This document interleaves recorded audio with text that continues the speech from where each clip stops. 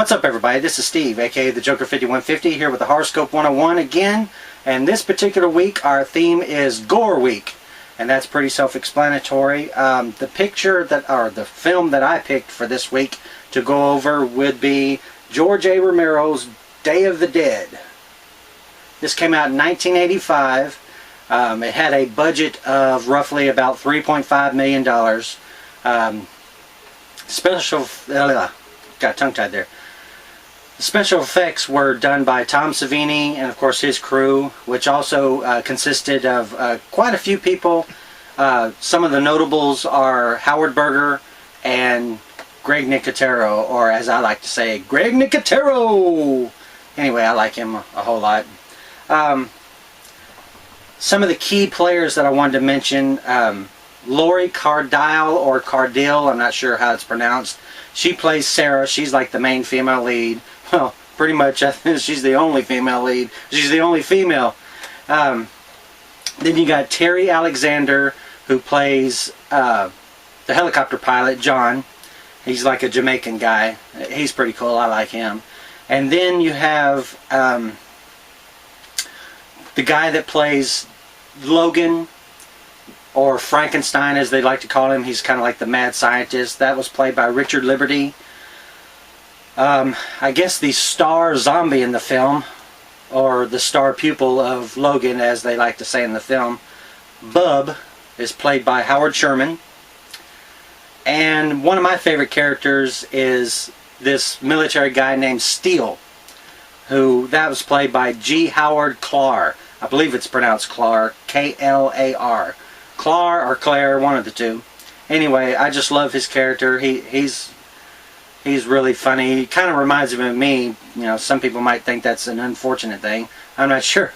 And the last person I wanted to mention is the main guy that's in charge of the whole military outfit, which goes by Commander Rhodes. I believe it's Commander. Anyway, he's played by Joe Pilato.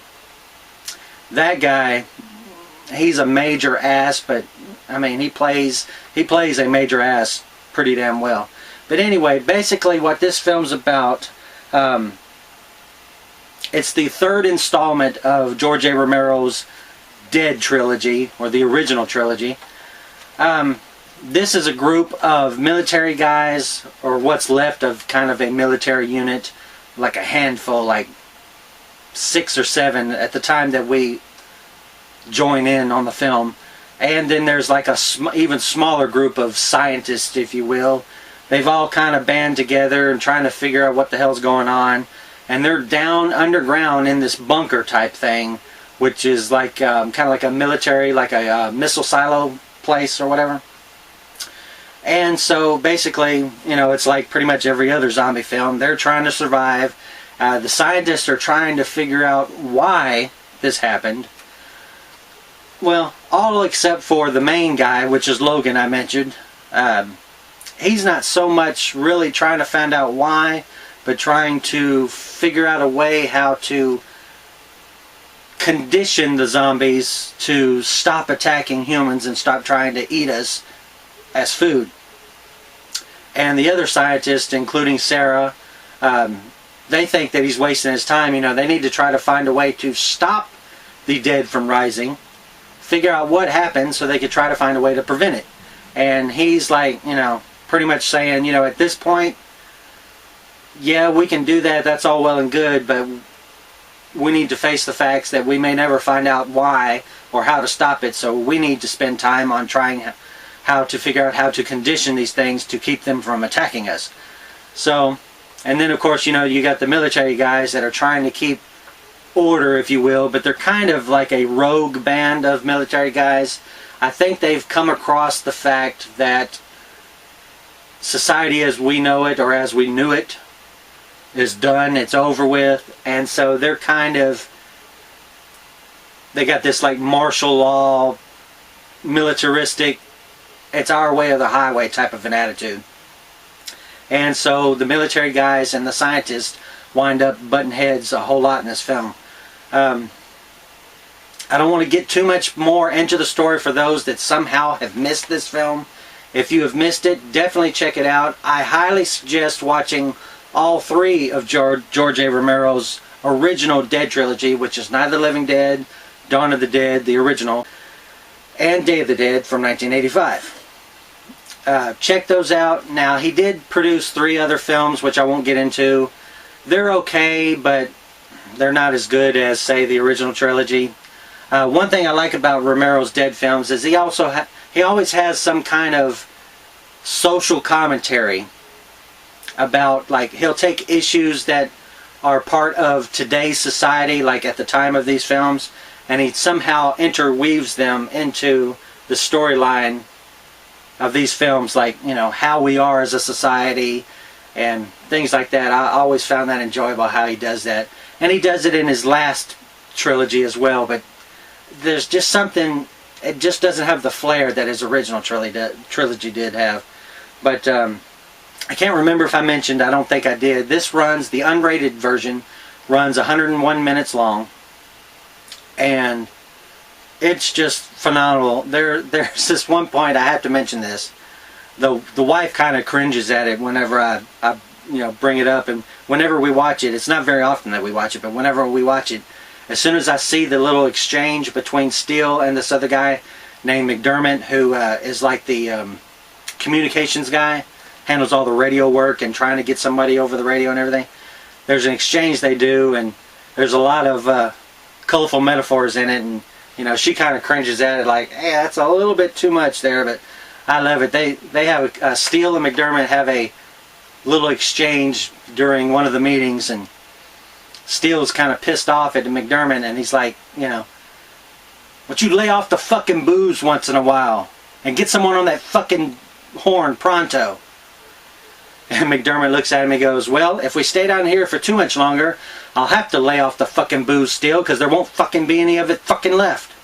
I just sit and laugh my ass off, and then I have to back it up a little bit and watch it again. If I'm watching it by myself, I'll back it up and watch it 10 times. I just love that part. It's just funny to me. It's like F-bombs, just bam, bam, bam, bam, bam. The gore factor in this. Now, it's like sporadic. It's not like from beginning to end completely gory. But there's some stuff like zombies leaning over and their whole guts falling out and slopping on the floor. Or, you know, a decapitated head that's still moving. Of course, you can tell it's, you know, animatronic or whatever, but still, you know, it's the whole fact of a decapitated head moving. Or, you know, of course, like in most zombie films, you get the eventual feast of the zombies where they've, like, dismembered certain living people and are, like, devouring them on camera. There's this one point where they take one of the military guys, they get him down, and one of them grabs at his left eyelid and grabs the eyelid and starts to pull back, like towards the top of the head, and basically rips his eyelid off and part of his forehead. And of course you see his exposed eye, and he's screaming bloody murder. That's just great. Rhodes, the guy that's in command, his death, I don't want to get too much into it in case you haven't seen it, but his death is just like one of my favorite deaths, how they dispatch him, so that's just great. But yeah, it's just, you know, a lot of blood and guts flopping on the floor and making all the squishy and floppy sounds, and lots of blood when those scenes come up. But that's why I picked this for Gore Week. I could have picked a few other things, but I didn't think that this would be as much of a standard. Like, well, I'll go ahead and say I was going to pick one of the Saw films, but, you know, with Gore Week, I figured, you know, somebody would probably do something on Saw, so I figured, you know, maybe no one else would do, you know, one of the Dead films, so I figured I'd do this one. This is one of my favorites. A lot of people, I did want to mention, a lot of people always like to talk about Dawn of the Dead. And don't get me wrong, that's a great film too, but it seems to me, in my opinion, that this one gets overlooked a little bit. Whenever people talk about, you know, George A. Romero's original Dead trilogy, they either talk about Dawn of the Dead or Night of the Living Dead. And I think this one is just as good. As a matter of fact, I prefer this one even over Dawn of the Dead. So, you know, like the gore effects seem a little bit more real. Oh, I did want to mention, I almost forgot, I wanted to mention Greg Nicotero. He even has a small part in the film. Yes, he's on the special effects team, but he also plays a military guy named Johnson. He's not in the film very long, but you know, he does have an on-screen film role, so I thought that was cool. But yeah, I'm a big fan of Greg Nicotero, Howard Berger, and of course Tom Savini. But yeah, if you haven't checked this out, definitely check it out. They have, I don't know if it's out yet, but if it's not already out, then they're coming out with a brand new Blu-ray from Scream Factory, I believe. I'd like to get it, but I'm not sure. I mean, like, the DVD, to me, this is the Divamax edition. It looks, you know, really good, so I'm not sure, unless there's got more extras. This is a 2-disc set, and it's got quite a bit of extras, so I'll have to check in on the Blu-ray and see if it's got, like, even more than what this has, and if so, then I may have to upgrade it at some point. But as far as, you know, anything else, it looks just as good to me on DVD as it could possibly on Blu-ray. So yeah, definitely check this out. I highly recommend it if you haven't seen it. If you have seen it, check it out again, because I think it's worth another look. I will catch you guys next week. I'm not sure what we're doing, but I'm sure it's going to be another fantastic theme. Please watch everybody else's videos that puts up one this week. And also, if you get the time, check out everybody's individual solo channels.